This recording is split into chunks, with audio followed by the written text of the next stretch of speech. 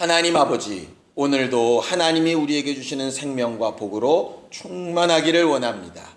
주의 말씀 앞에 섰사오니 하나님의 말씀이 우리의 마음과 생각을 주장하게 하여 주시고 우리의 모든 선택과 결정과 판단과 우리의 모든 계획이 하나님 앞에 있음을 분명히 고백하는 예배 시간이 되게 하여 주시옵소서. 말씀을 전하는 자도 오직 주의 말씀만, 듣는 자들도 오직 주의 음성만 성령으로 말하고 듣고 깨달을 수 있게 하여 주셔서 그 말씀대로 순종하여 행하는 일에 약속하신 주의 복이 임하는 것을 증거받게 하여 주시옵소서. 믿음으로 헌금한 손길들 위에 복을 주시고 하나님으로 일하시게 하는 우리 모두가 되게 하여 주시옵소서. 예수님의 이름으로 기도하였습니다. 아멘. 하나님의 말씀은 누가복음 11장 27절에서 28절까지 말씀을 함께 같이 합독하겠습니다. 누가복음 11장 27절에서 28절까지 말씀을 함께 같이 합독하겠습니다. 함께 읽습니다. 시작. 이 말씀 하실 때에 무리 중에서 한 여자가 음성을 높여 가로되 당신을 뵌 태와 당신을 먹인 저지 복이 있도소이다 하니 예수께서 가라사대 오히려 하나님의 말씀을 듣고 지키는 자가 복이 있느니라 하시니라. 아멘. 우리 하나님은 우리에게 생명과 복을 주기 원하시는 하나님이십니다. 생명과 복. 이 세상에 사는 사람들 중에 생명을 싫어하고 복을 싫어하는 사람은 아마 아무도 없을 겁니다. 이 세상 사람들이 가장 구하고 소원하는 것 두 가지를 고르라면 결국 생명과 복이겠지요. 복이 아무리 많아도 생명이 없으면 무가치한 것일 테고, 또 반대로 생명이 있어 오래 살아도 복이 없어서 건강도 물질도 환경도 사람도 없어서 혼자 외롭고 쓸쓸하고 아프고 괴롭다면 그 생명이 또 무슨 그에게 유익이 되겠습니까? 결국 생명과 복은 함께 있어야 제대로 된 가치를 발휘하는 것입니다. 그래서 하나님께서 율법을 이스라엘 백성들에게 가르쳐 놓으시고 신명기에 분명히 얘기해 놓으셨죠. 내가 너희 앞에 생명과 사망과 복과 저주를 두었다. 그런데 너희는 살기 위하여 생명을 택하고 내 말을 순종하여 복을 사모하라고 이렇게 말씀해 놓으셨어요. 아니 그냥 생명과 복만 주시지 왜 사망과 저주까지 주셨을까? 정확하게 얘기하면 하나님께서 생명도 주시고 사망도 주시고 복도 주시고 저주도 주신다 이런 말보다는 생명과 복을 주셨는데 그 생명과 복을 택하고 소유한 사람은 사망과 저주에서 멀어지는 것이고 반대로 하나님 주신 생명과 복을 거부하는 사람은 남은 곳으로 사망과 화가 그에게 임하게 되어지는 것이라고 해석하는 것이 아마 더 맞을 겁니다.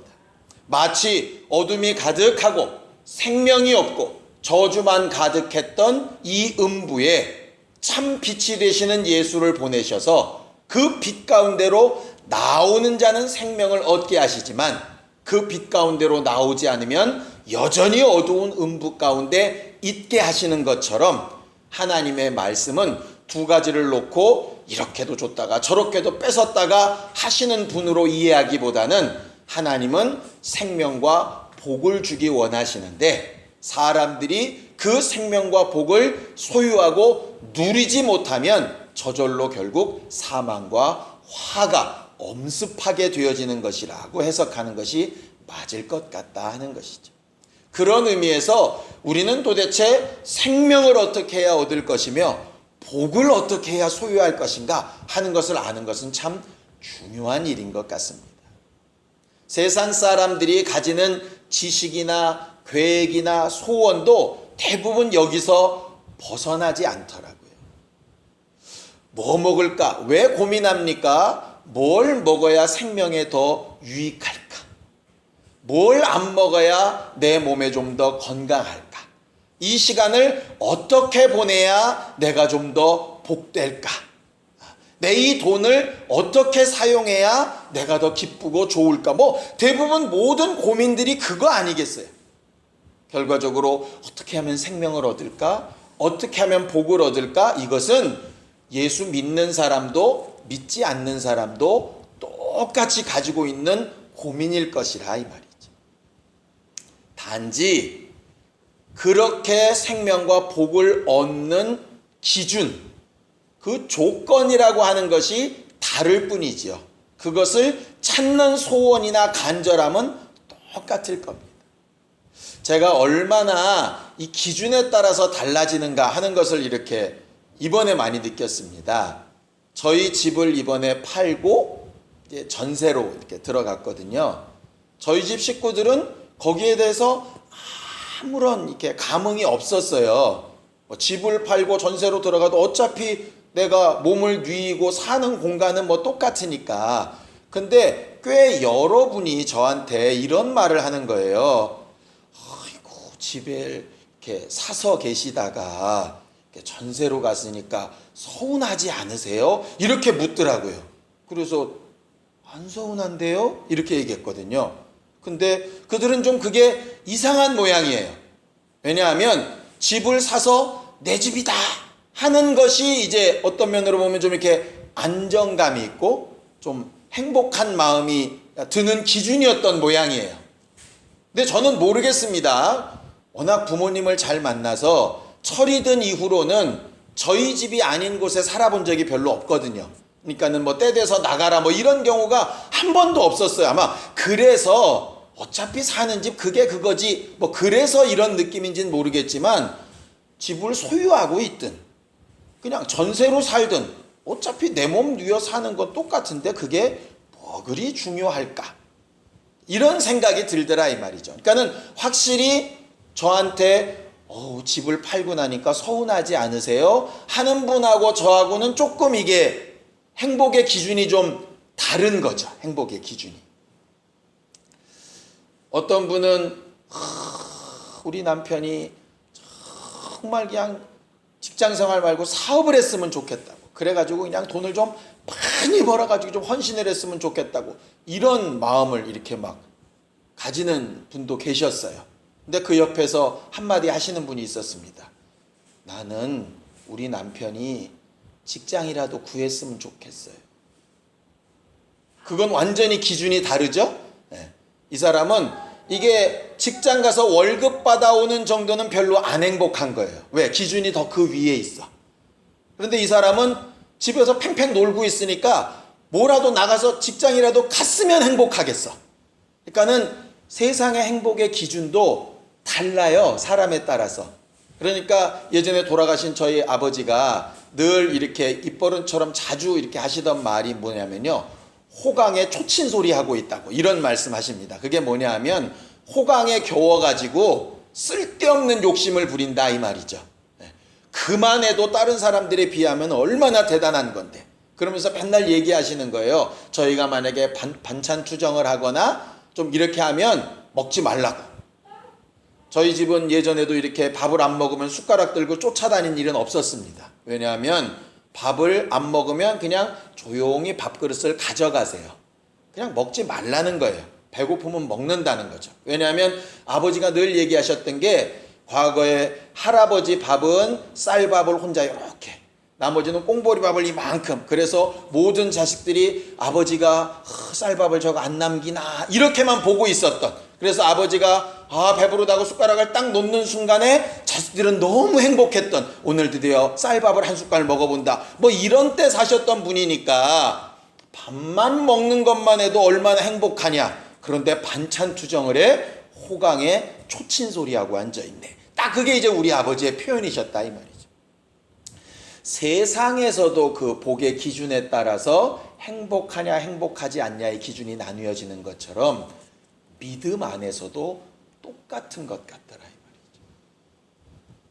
어떤 사람은요, 예수 믿고 정말 구원함을 얻고 직분을 감당하는데 나랑 같이 신앙생활했던 사람 중에 한 사람이 모르겠습니다. 더 높은 직분이라는 게 있는지는 모르겠으나 더 높은 직분에 임명이 된 것 같으면 불행해 하더라고요. 믿음 안에 있어서도 그래요. 또 어떤 사람은 헌신을 하는데도 누가 나보다 좀 더 많이 하면 속상해 하더라고. 전도대회를 하는데 나보다 이쪽 구역이 좀 더 많이 전도를 하면 기분 나빠하더라고. 안 행복해. 그걸 곰곰이 보고 있으면 저 행복의 기준은 과연 뭐지? 이런 생각이 이제 들었어요. 나름 신앙생활을 한다 하는 사람들입니다. 적어도 은혜를 받았다 하는 사람들이에요.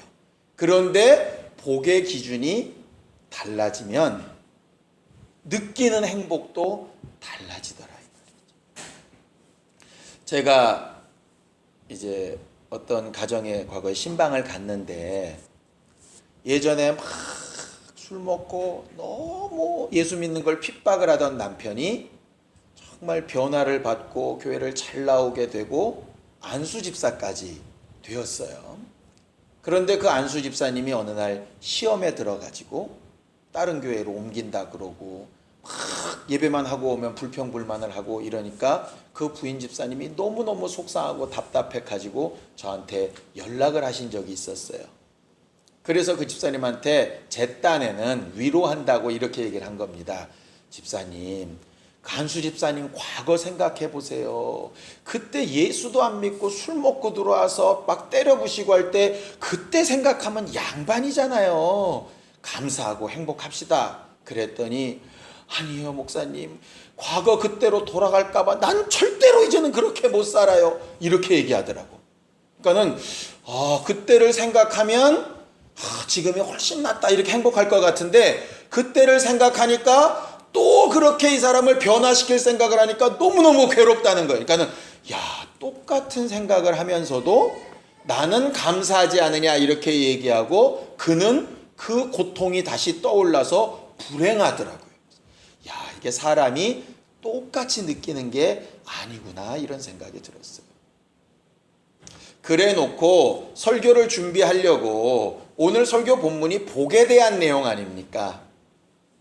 예수께서 귀신을 쫓고 능력을 나타내시고 병을 고치고 사람들이 확 몰려들고 그 사람들 앞에서 예수를 시험하려던 자들이 막 예수 앞에 막 이상한 질문을 하는데도 예수께서 기가 막힌 대답으로 막 이기시고 막 이렇게 권능을 드러내시니까 한 여자가 예수 앞에 얘기하죠. 예수님, 당신을 뵌 태와 당신을 먹인 젖이 복이 있습니다. 결국 누가 복이 있다는 얘기입니까? 마리아.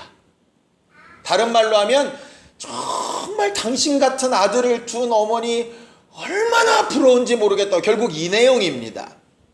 유추하건대 이 여자의 아들은 잘났다 못났다. 딱 느낌이 오죠. 당신이랑 내 새끼를 비교해 보니까 당신 엄마는 얼마나 행복한 사람인지 모르겠습니다. 당신이 내 아들이었으면 좋겠습니다. 절대로 있어서는 안 되는 고백이지만 여자 집사님들 중에 목사님이 우리 남편이었으면 좋겠어요. 그런 사람들 간혹 있습니다. 그럴 때마다 사모님들이 늘 얘기합니다. 데리고 가서 살아보세요. 그 남편이 그 남편입니다. 근데 왜 그런 생각이 들까? 이유는 딱 하나입니다. 자기 기준이 그만큼이니까 그렇죠. 자기 기준이. 내 기준이 이만큼인데 그 기준이 채워지면 사람은 누구나 행복해합니다. 내 기준이 100만 원 버는 건데 100만 원 채워지면 아주 행복해합니다. 110만 원 벌게 되면 엄청나게 행복하게 하죠. 그런데 내 기준이 100만 원인데 99만 원 벌면 기분 나쁩니다. 반대로 얘기해 볼까요? 내가 이게 100만 원짜리인 줄 알고 샀더니 99만 원이래. 싸게 산 것 같은 느낌이 확 들잖아요. 그러니까 여러분들 잘 아시지 않습니까? 홈쇼핑이나 이런 데 보면 39,900원. 왜? 4만 원보다 100원 싼 것처럼 기분 좋게 하려. 결국 행복은 어디에 자꾸 이렇게 좌우가 되냐면요, 기대에 좌우가 되는 거예요. 기대에. 그러니까 이 여자가 지금 복이라고 느끼는 건 뭐냐면 자식이에요. 자식. 예수님께서 막 능력을 나타내실 때 이런 생각한 사람도 있을 겁니다. 당신처럼 능력이 많으면 얼마나 좋을까요? 그 사람의 행복의 기준은 능력이 막 드러나는 거예요. 어떤 사람이 하나님의 말씀을 기가 막히게 설교하고 잘 가르칩니다. 막 부럽습니다. 당신처럼 성경을 잘 가르치면 얼마나 좋을까요? 그 사람의 기준은 성경을 잘 가르쳐 보는 거예요. 어떤 사람은 사람을 만나기만 하면 아주 교회로 잘 끌고 오네. 그 사람이 너무너무 부러운 거예요. 그 사람처럼만 되기만 하면 행복할 것 같아요. 그 기준이 거기가 있어서 그래요. 잘못됐다는 거 아닙니다. 예수께서 그렇게 말씀하셨어요. 오히려 이렇게 말씀하셨거든요. 오히려. 그 오히려라는 뜻은 무슨 뜻이냐면 무슨 쓸데없는 소리냐, 마리아가 무슨 복된 여자냐, 이렇게 말씀하신 게 아니라 네 말이 맞다. 내 어머니 복된 여자 맞다. 네 생각처럼 네 자손이 잘 돼서 행복한 거 그것도 좋은 일이다. 그런데 오히려 그건 좀 안 될지라도 이 말이에요. 진짜 복이 뭔지 아냐? 이렇게 얘기하시는 거죠. 진짜 복. 사람들은 각각의 기준을 가지고 자기 복을 이렇게 사모하는데 예수께서 지금 말씀하시는 것은 참 복이에요. 진짜 복. 많은 사람들이 생명을 찾는데 생명은 건강식품에서 오는 것도 아니고 병원에서 오는 것도 아니고 오직 예수로부터 오는, 하나님께서 새 기준을 말씀하시는 것처럼 말이에요. 복도 우리들이 생각하는 것처럼 물질로부터 오는 행복도 있고 건강으로부터 오는 행복도 있고 사람들의 인정을 받는 행복도 있고 내 기대가 충족되는 복도 있는데 진짜 복, 마치 생명 중에 예수로 인한 생명이 진짜 생명인 것처럼 복 중에 진짜 복은 뭐냐? 오늘 성경에 말합니다. 28절 함께 읽습니다. 28절입니다. 함께 읽죠. 시작. 예수께서 가라사대 오히려 하나님의 말씀을 듣고 지키는 자가 복이 있느니라, 이렇게 말씀하셨어요. 진짜 복은 뭐냐? 하나님의 말씀을 듣고 지키는 자가 복이 있다 그러셨어요. 하나님의 말씀을 듣고 지키는 자가 복이 있다. 그래 놓고 봤더니 구약에도 복을 이렇게 설명하셨더라고요. 자, 성경을 보겠습니다. 잠언서 3장 18절입니다.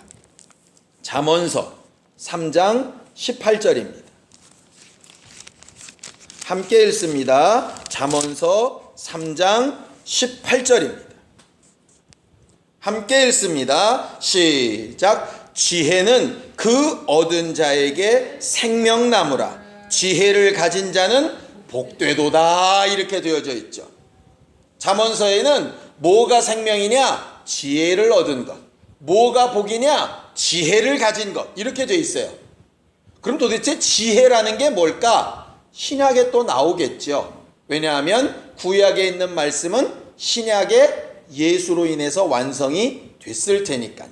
자, 고린도전서 1장 24절입니다. 고린도전서 1장 24절입니다. 함께 읽겠습니다. 고린도전서 1장 24절 시작. 오직 부르심을 입은 자들에게는 유대인이나 헬라인이나 그리스도는 하나님의 능력이요 하나님의 지혜라, 이렇게 말씀하셨죠. 결국 잠언서에 말한 생명나무가 되는 지혜, 복이 되는 지혜는 뭐냐 하면 예수 그리스도라, 이렇게 얘기하고 있습니다. 그 예수 그리스도를 성경은 말씀이 육신이 되어 오신 분, 하나님의 마음과 생각과 뜻을 가르치러 오신 분, 하나님이 하라 하신 일들을 보이러 오신 분, 이렇게 되어져 있어요. 그러고 나서 보니까 예수께서 아까 하셨던 말씀, 하나님의 말씀을 듣고 지키는 자가 복이 있다는 말씀과 일맥상통하죠. 구약부터 신약까지 복은 뭐냐? 하나님의 말씀을 듣고 지키는 것이 복이다, 그렇게 말해놓고 있어요. 그 복의 최고봉이 뭐냐면 하나님의 나라 가는 것입니다. 그래서 나더러 주여 주여 하는 자마다 다 천국에 들어갈 것이 아니다. 누가 내 형제요 자매요 모친이냐? 내 아버지의 뜻대로 행하는 자라야 된다. 누가 천국에 들어가느냐? 내 아버지의 뜻대로 행하는 자라야 가능하다. 이렇게 성경은 계속해서 하나님의 뜻과 행하는 것 두 가지를 연거푸 말하고 있다 이 말이죠. 우리가 흔히 믿음이라고 하는 것이 뭐냐면 바로 그래서 하나님의 말씀을 듣고 지키는 것. 그게 믿음이에요. 하나님의 말씀을 듣고 지키는 것. 그래서 우리의 신앙생활은 하나님으로부터 생명과 복을 얻기 위한 것인데 하나님의 말씀을 듣는 일과 그 말씀을 지켜 행하는 일을 계속해서 반복하는 것이 우리의 생명과 복을 유지하고 소유하는 일이라 이 말이죠. 마치 육체가 매일 삼시세끼를 먹고 또 때 되면 화장실 가서 배설을 하고 그리고 와서 또 먹고 또 배설을 하고 하는 것을 반복하듯이 우리 육체의 호흡을 위해서 산소를 들이마시고 이산화탄소를 내뱉고 또 마시고 또 내뱉고 하는 일들을 계속하듯이 육체의 피곤을 풀기 위해서 잠자리에 누웠다가 깼다가 누웠다가 깨는 일을 반복하듯이 주의 말씀을 듣고 지켜 행하는 일을 반복해 나가는 것이 바로 생명과 복을 얻는 일이라 이 말이죠. 그럼 아까 얘기한 기준, 행복을 느끼는 그 기준이라는 거하고 뭐가 다를까? 여기서 이제 하나님의 말씀을 어떻게 사용해야 될까가 드러나는 겁니다. 하나님의 말씀을 왜 들어야 될까? 하나님의 말씀을 가지고 내가 가지고 있었던 행복에 관한 기준을 바꿔야 참 복을 누리는 거예요. 예수 믿는 것과 똑같습니다. 과거에 우리가 예수 믿고 천국 간다는 걸 알고 있었나요? 몰랐습니다. 죽은 다음에 내세가 있는지 없는지는 모르겠으나 만약에 죽은 다음에 내세가 있다면 어떤 사람이 좋은 곳에 갈까? 그곳에 어떤 사람이 좋은 곳에 간다고 우리가 생각했죠? 착한 사람, 선한 사람. 그게 우리의 생각이고 기준이었어요. 그래서 가능하면 착하게 살려고 그러고 선하게 살려고 그러고 남한테 해코지 안 하려고 그러고 그렇게 살았다고요. 물론 마지막 날에 좋은 곳 가리라 뭐 이런 생각은 아니었을지라도 혹 있다면 그것이 기준이겠지 했다 이 말이에요. 그런데 하나님의 말씀이 들려서 착하게 살아서 천국에 가는 것이 아니고 예수 믿어야 된다는 것을 배운 다음에 우리의 생각이 바뀌었지 않습니까? 착하게 살지 않아도 된다는 게 아니라 착하게 사는 곳으로 가는 것이 아니라 예수 믿어야 간다고 생각을 바꿨잖아요. 그리고 나서 그 바뀐 생각을 가지고 예수 믿는 일을 우리가 지켜서 행하고 있지 않습니까? 그러다 보니까 그게 생명나무가 된 거잖아요. 그것처럼 우리가 바라고 소망하는 행복도 그와 같다 이 말이에요. 그런데 왜 신앙생활하면서 괴롭고 힘들고 불행하다고 느껴질까? 설교를 준비하면서 곰곰이 생각해 보니까요. 구원의 방법은 바뀌었어요. 이게. 그런데 행복의 기준은 안 바뀌었어요. 예수 믿고 구원받는 것은 당연히 그래야 되는 줄 알아요. 그런데 이 복의 기준이 내 기준과 내 생각이 바뀌어야 된다는 걸 모르기도 하고 잘 인정을 안 하더라고. 왜냐하면 예수님처럼 구원에 대해서 얘기하실 때 너희들이 율법을 지켜서는 못 간다. 그거는 생명이 아니다. 예수를 믿어야 된다. 이렇게 얘기하시면 누가 확 바꿨을 텐데 방금 복에 대해서 얘기하신 것처럼 당신을 먹인 젖과 당신을 뵌 태가 복이 있습니다. 아니다. 이게 아니라 그것도 복 맞는데 오히려 그것보다 진짜 복이 있다. 이렇게 얘기하셨거든요. 차라리 그런 건 복도 아니야. 이랬으면 또 우리가 또 딱 버릴 텐데 자식이 잘 되는 것도 복이래.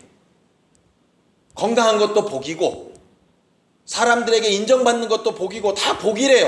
그러니까 그것도 좋은 거예요. 근데 그건 이제 내 기준이고 그것보다 더 높고 더 확실한 기준, 그걸 좀 포기하고서라도 더 생각해야 될 그 하나님의 기준, 그 말씀이 있는데 이게 복이 아닌 게 아니다 보니까 아쉬운 거죠, 이게. 말 그대로. 이게 좀 채워지면 더 좋겠는 거지. 더 좋은 복이 채워지는 것보다 그건 아직 내 기준이 거기까지 오르지도 않았다 이 말이에요. 왜 간혹 그런 거 있지 않습니까? 내 아이가 고등학교 들어갈 만한 실력이에요.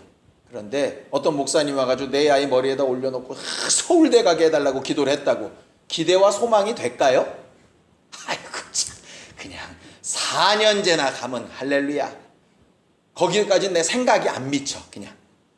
그러니까 하나님이 원하시는 그 복과는 아직 내 생각이 안 미쳐. 나는 왜 여기에서 머물러 가지고 그저 여기가 좋사오니 이런 그런 느낌인 거죠. 결과적으로 뭐가 참복이냐? 하나님의 말씀을 듣고예요. 듣고가 먼저예요. 자꾸 나는 왜 이렇게 말씀을 듣고도 못 행할까? 아니, 본래부터 행할 힘이 있었다면 예수를 안 보내셨을 거라니까요, 우리한테. 우리가 지키어 행할 만한 능력 있는 인간들이었다면 성령을 우리한테 보내실 필요가 없다니까요. 그러니까 행하는 건 우리의 기준이나 생각이 바뀐 다음의 문제예요. 그러니까 제일 먼저는 뭘 해야 되느냐 하면 하나님의 말씀 듣기를 사모해야죠. 그럼 또 이렇게 얘기할 겁니다. 매주간 설교 듣는데요. 기독교 방송에서 방송 설교도 듣는데요. 유명하다는 목사님 설교들 다 듣는데요. 아니, 유명하다는 목사들의 설교 말고 거기 분명히 얘기했잖아요. 하나님의 말씀, 하나님의 기준. 내 기준은 이런데 하나님의 기준.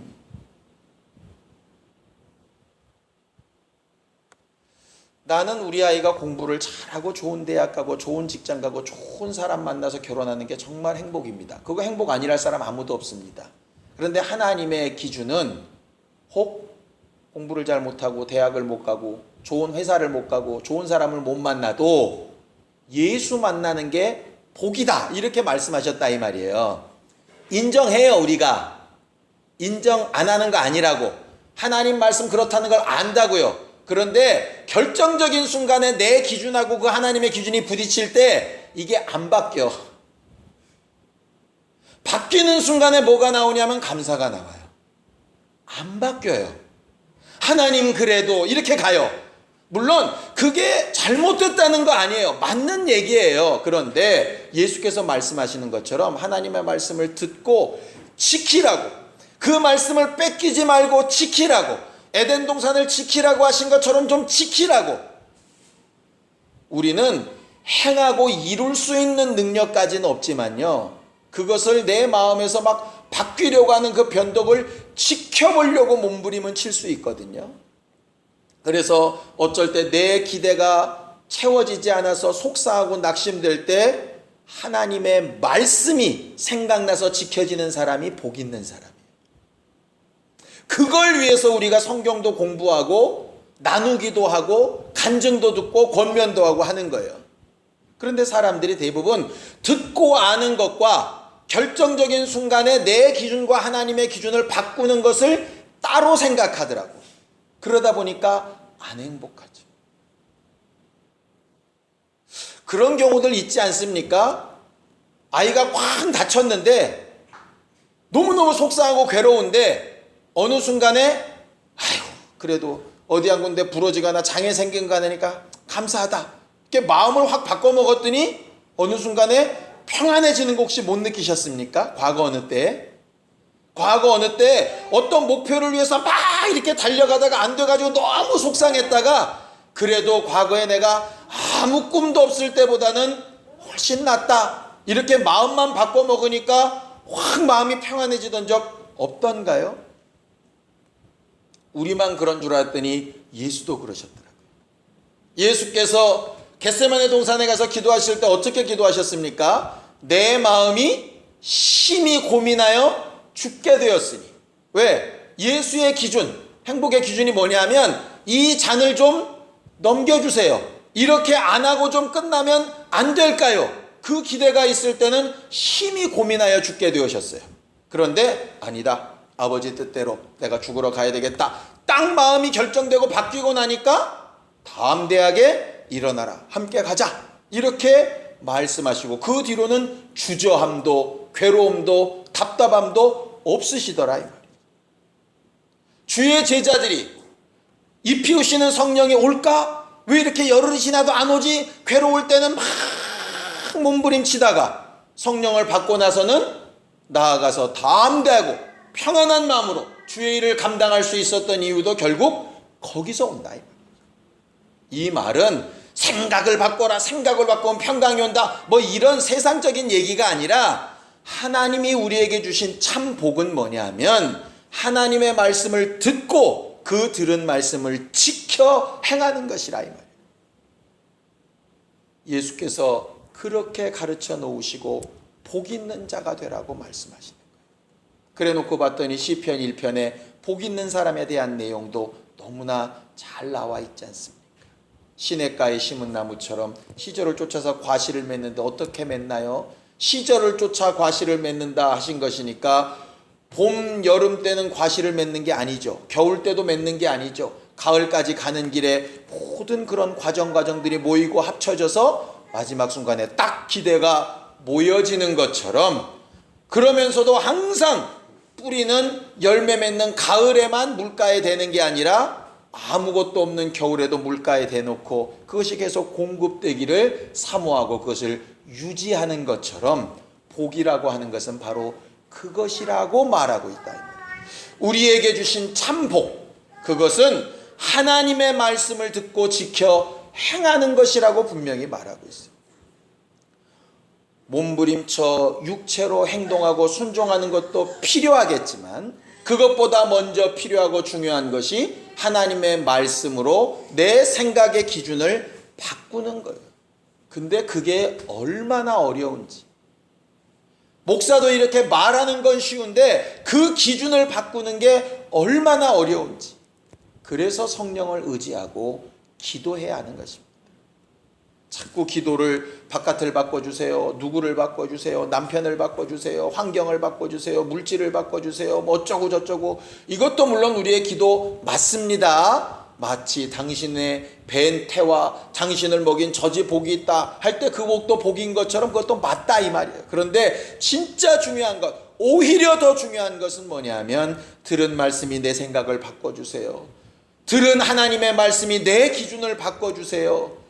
들은 그 하나님의 말씀이 채워지고 그것이 이루어지는 것으로 내가 행복을 느끼게 해주세요. 그것이 어찌 보면 더 중요하고 확실한 기도라 이 말.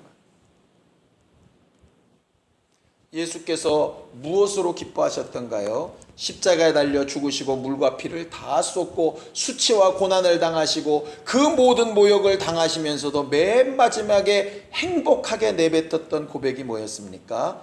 다 이루었다. 하나님의 기준이 다 이루어졌다. 내가 아버지의 뜻을 다 이루었다. 하나님이 기뻐하실 만한 일들을 다 이루었다. 모든 숙제를 다 마친, 모든 시험을 다 마친 학생들이 평안하고 아주 자유하게 되어진 그 믿음의 고백처럼 그렇게 고백하셨던 것을 기억하지 않습니까? 우리의 행복이 그랬으면 좋겠습니다. 그래서 세상 사람들은 알 수 없는, 왜? 하나님의 말씀을 모르니까. 우리는 하나님의 말씀을 안다면 그 말씀이 우리에게 복의 기준이 되도록 기도하고 사모하는 믿음의 사람들이 되기를 예수님의 이름으로 축원합니다. 그러기 위해서 제일 먼저 뭘 기도해야 될까요? 하나님의 말씀이 들려지기를 기도해야죠. 두 번째는 하나님의 말씀인지 사람의 말인지 내 속의 생각인지 잘 구별할 수 있는 분별력이 있어야 되겠죠. 하나님의 말씀이 분명하다면 그것을 지킬 수 있는 의지가 있어야 되겠죠. 그 의지가 있다면 이루어지고 열매 맺기까지 순종해 나아가려고 하는 아마 겸손함이 있어야 될 겁니다. 하나님의 말씀을 듣고 분별하고 의지를 세우고 겸손히 순종해 나아가는 참 복을 누리는 우리 모두가 되기를 예수님의 이름으로 축원합니다. 시간 예수에 한번 부르고 간절히 같이 기도할 때 우리가 그런 교회가 되게 하여 주시옵소서. 예수에 한번 부르고 함께 같이 기도하겠습니다.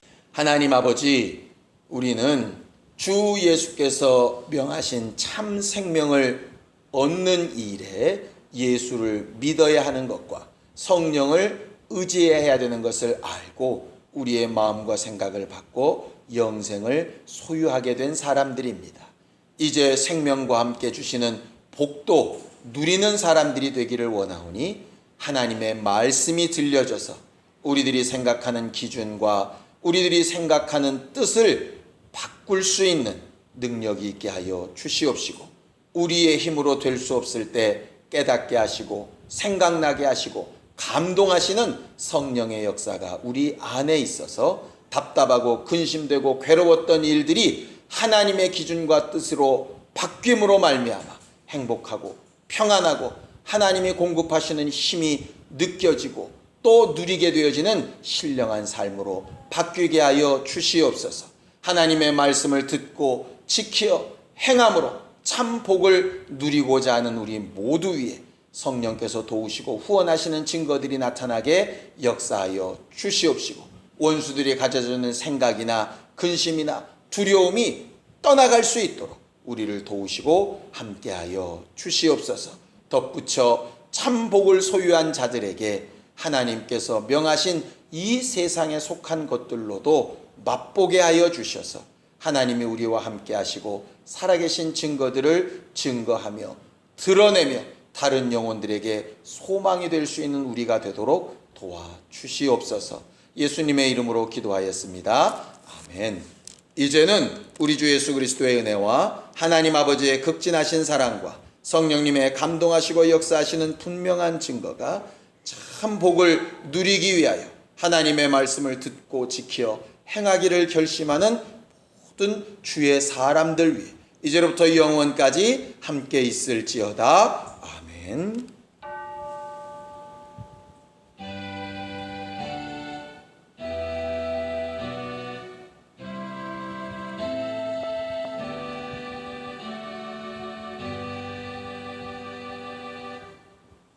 우리 예배 받으신 하나님 앞에 감사한 박수 끝내겠습니다. 수고하셨습니다. 감사합니다.